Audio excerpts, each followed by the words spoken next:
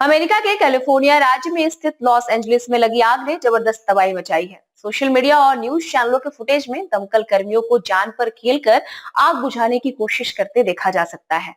बताया गया है कि अब तक काफी क्षेत्रों में आग पर काबू पा लिया गया है। हालांकि बुधवार तक एक बार फिर तेज हवाएं चलने की आशंका जताई गई है। ऐसे में माना जा रहा है कि आग के बढ़ने का खतरा बना हुआ है। इस आग को लॉस एंजलिस के इतिहास का सबसे ज्यादा तबाही फैलाने वाली आगजनी की घटना कहा जा रहा है। अधिकारियों के मुताबिक हजारों लोगों को प्रभावित क्षेत्रों से निकाला जा चुका है। हालांकि तेज हवाओं में आग फैलने के खतरे को देखते हुए राहत और बचाव कार्य आगे बढ़ाए जा रहे हैं। इन घटनाओं में मौतों की संख्या बढ़ने के भी अनुमान है।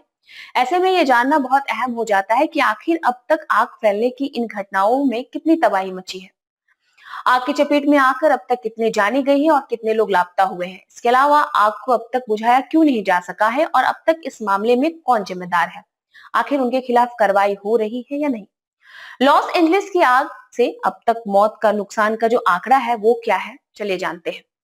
आग की चपेट में आकर लॉस एंजलिस में अब तक कुल 24 लोगों की जान गई है। वहीं 16 से ज्यादा लोग लापता हो गए हैं। 1 लाख से अधिक लोगों को अपने घरों को छोड़कर दूसरे इलाकों में जाने के लिए मजबूर होना पड़ा है। इसके अलावा कई और क्षेत्रों में लोग बिना बिजली के रहने के लिए मजबूर हैं।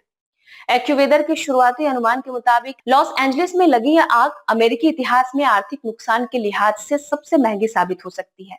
इनमें 150 अरब डॉलर यानी कि करीब 13 लाख करोड़ रुपए का कम से कम तो नुकसान हुआ ही है। लॉस एंजलिस में लगी इस आग ने कई बड़े सेलिब्रिटीज का घर भी तबाह कर दिया है। इनमें हॉलीवुड एक्टर मेल गिब्सन, लेटर मिस्टन और एडम ब्रोडी भी शामिल हैं। जब शहर में आग भड़की तो ये सारे एक्टर गोल्डन ग्लोब्स अवार्ड कार्यक्रम में मौजूद थे।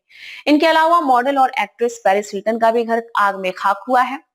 कैलिफोर्निया राज्य की दमकल एजेंसी कैल फायर के मुताबिक मंगलवार यानी 7 जनवरी को पहली आग की घटना दर्ज की गई थी।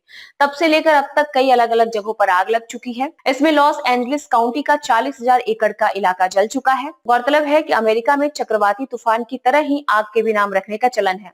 अब तक 3 बड़ी आग में लॉस एंजलिस में 12,000 से ज्यादा इमारतें जल चुकी हैं। अब आपको बताते हैं कि लॉस एंजलिस में कहां कहां लगी आग, कहां कहां काबू पाया गया। सबसे ज्यादा नुकसान यहाँ सेंटा मोनिका और मालिबू के बीच पैसिफिक पैलिसेड्स के बीच हुआ है। जहां मंगलवार को शुरू हुई पैलिसेड्स आग ने रविवार सुबह तक 23,654 एकड़ जमीन को जला दिया। इसमें 5300 से ज्यादा इमारतें खाक हो गई। बताया गया है कि पैलिसेड्स में हजारों दमकल कर्मियों की टीम ने करीब 13% क्षेत्र में आग पर काबू पा लिया है।